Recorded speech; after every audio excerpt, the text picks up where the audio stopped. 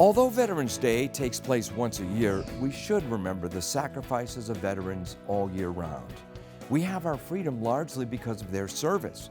But as our culture moves away from God and from biblical morality, remembering the veterans too often falls by the wayside.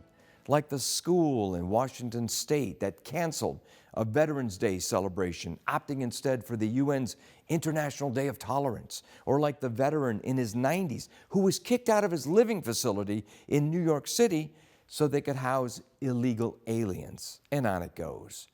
Tragically, many veterans today feel unappreciated by the nation for which they served. Who blames them? In some cases, they have permanent scars or missing limbs because of their service. Many suffer from post-traumatic stress disorder and depression.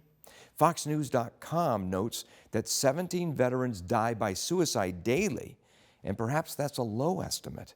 This is one facet of a major mental health crisis facing America. Ronald Reagan once said of veterans, quote, "Let us reflect on the great achievements of those whose sacrifices preserved our freedom and our way of life.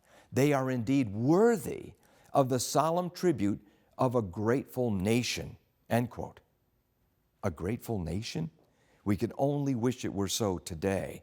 The American experiment of self-rule under God will not last forever if so many Americans don't realize the price paid for the freedoms they so cavalierly take for granted. To this day, people from other nations risk their lives to come here so that they might experience the liberties we seem to care little about. We should thank those who served and their contributions to our liberty. A great quote attributed to President Lincoln notes, "Any nation that does not honor its heroes will not long endure." For D. James Kennedy Ministries, I'm Jerry Newcombe.